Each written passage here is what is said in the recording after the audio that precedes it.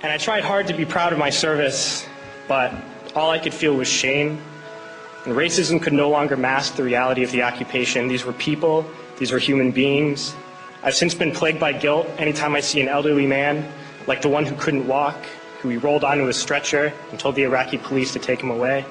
I feel guilt anytime I see a mother with her children, like the one who cried hysterically and screamed that we are worse than Saddam as we forced her from her home. I feel guilt anytime I see a young girl, like the one I grabbed by the arm and dragged into the street.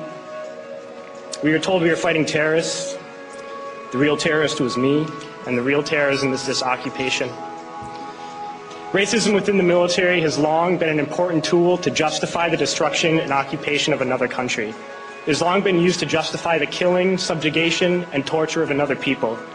Racism is a vital weapon employed by this government. It is a more important weapon than a rifle, a tank, a bomber, or a battleship. It is more destructive than an artillery shell, or a bunker buster, or a Tomahawk missile. While those weapons are created and owned by this government, they are harmless without people willing to use them. Those who send us to war do not have to pull a trigger or lob a mortar round.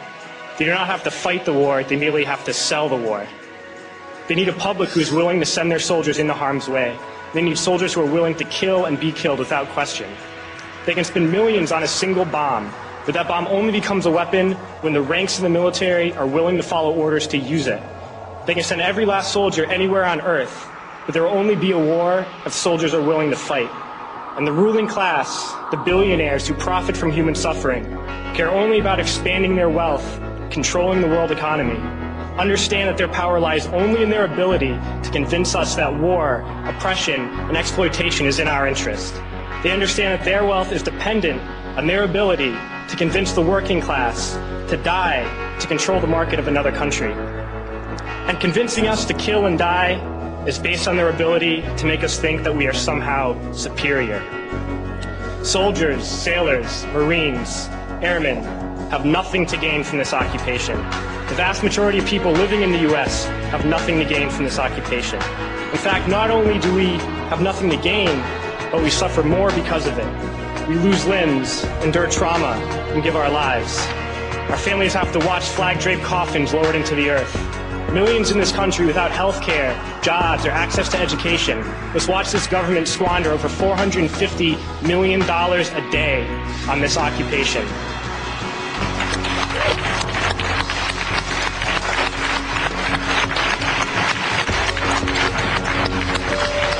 Poor and working people in this country are sent to kill poor and working people in another country to make the rich richer. And without racism, soldiers would realize that they have more in common with the Iraqi people than they do with the billionaires who send us to war.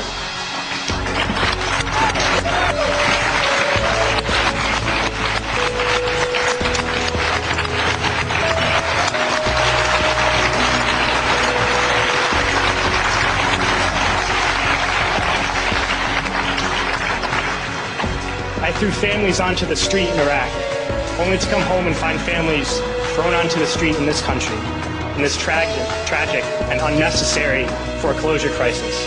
We need to wake up and realize that our real enemies are not in some distant land.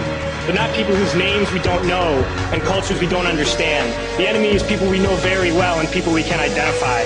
The enemy is a system that wages war when it's profitable. The enemy is the CEOs who lay us off from our jobs when it's profitable. It's the insurance companies who deny us health care when it's profitable. It's the banks who take away our homes when it's profitable.